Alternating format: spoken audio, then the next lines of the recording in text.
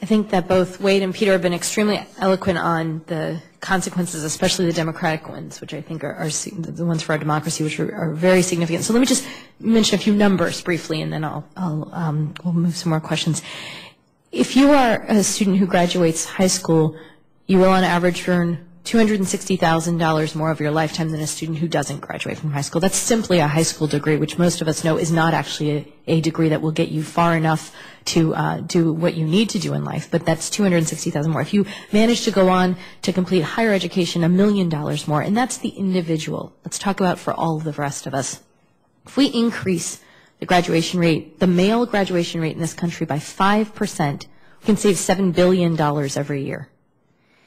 In the year the Alliance did a study where we looked at the year 2020 because, as Peter and Wade both pointed out, the fastest growing populations in our country are the populations we are serving least with our education system. Our communities of color are our fastest growing populations. If we continue to serve them so poorly as we are now, and they continue to drop out at higher rates as they do now, we will all pay a price.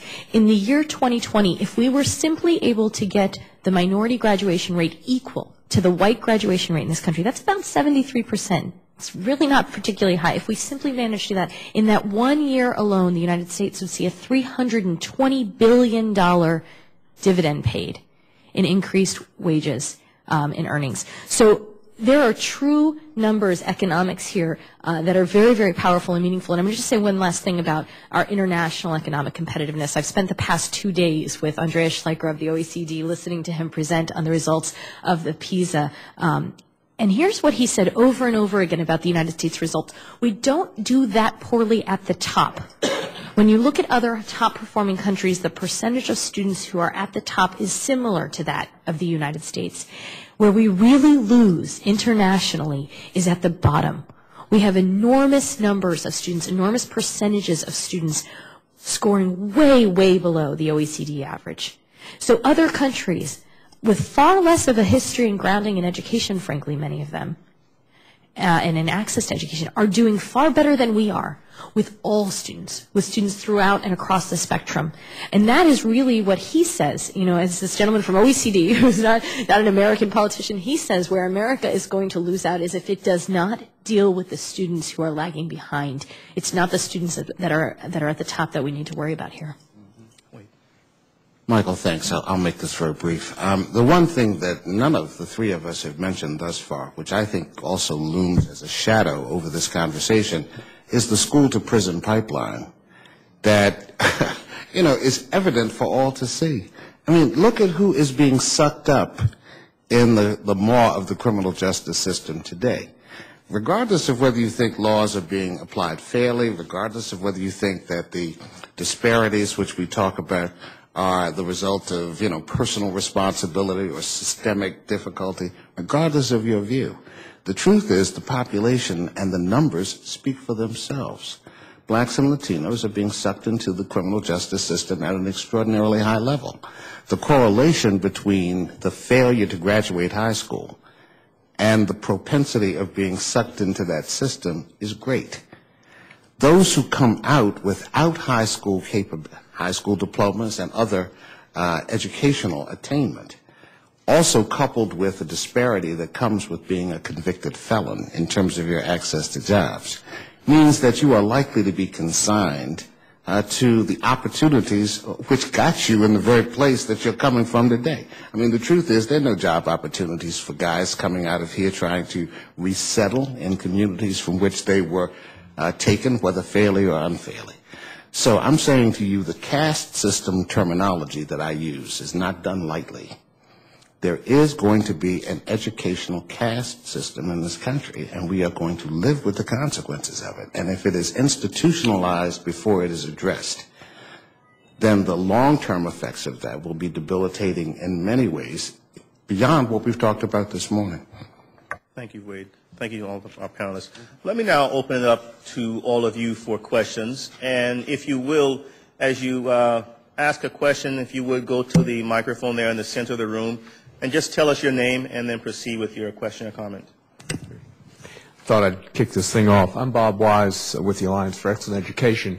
And I wanted to continue a theme that each of you has talked about and ask you about whether you truly see a convergence between the civil rights interests and the economic interests coming together, and each has talked about it.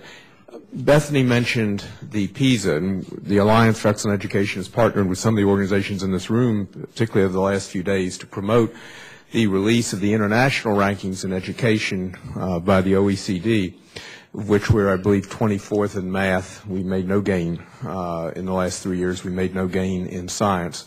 And we don't know about literacy, unfortunately, because the contractor doing it for the United States printed the questionnaire wrong, so we will not have that data for another 3 years.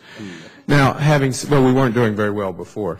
My question is, and I think it's important to point out, in following up on what Bethany said, what does this mean for low-income children and children of color? With OECD, Organization of Economic Cooperative Development, with OECD, they do not look at racial and ethnic backgrounds within the member countries, but they do look at income levels. And what I thought Ed Trust did a good job of yesterday pointing out was that in the OECD data, you have the third largest gap in the 30 nations measured and 57 nations overall. Third largest gap between the highest achieving students and the lowest achieving. Bethany referred to that in her remarks. But then you also have the fourth largest gap in between high socioeconomic status and low socioeconomic status. So low-income students and high-income students in this country have one of the highest gaps in achievement in our school system. And the point that the OECD presenter was making at every presentation was other nations that are coming on much stronger than the U.S. don't have this gap. And so they see it as a necessity to resolve it. Well, I think in many cases you can translate this gap not only to be broadly socioeconomic status, but also racial and ethnic as well, and the importance of addressing it. I think one other point that's important, and I'll actually ask this question. One other point that's important is that the apologists in our country often say, well, the reason we're 24th in math amongst developed nations is because we have such diversity, because we are racially and ethnically diverse, or because we have a high population of immigrant students. And it is true that we have about 15% of our students today. Interestingly enough, many of the nations coming on stronger have every bit the same diversity, every bit the same or larger number of low-income students, and several of the nations have a larger percentage of immigrant students, and they are doing better. And once again, the point that the presenter made at every opportunity was those countries that are doing better have worked to make sure that everyone had equal opportunity, not just a group. So that gets me to my question, which is the fact that, Wade, you and I like it when you talk about 50 years ago, because you and I remember that. Your hair's gray and mine's gone.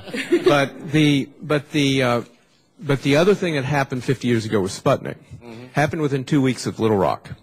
And nobody connected the two. Well, what Wade has done, and Peter has done particularly, is you've connected the two, which they're connected today because it's not a civil rights issue. I'm asking, is it just a civil rights issue? Is it just an economic issue? With 80% of current jobs requiring a post-secondary education today, which was not the case in Sputnik, which with 90% of the fastest-growing jobs requiring post-secondary education, my sense is this is a case where civil rights and the economy converge, because 50 years ago we could have 30% of the highest-performing students pull us out of whatever it was we needed to deal with. Today we need everyone, black, brown, white, everyone.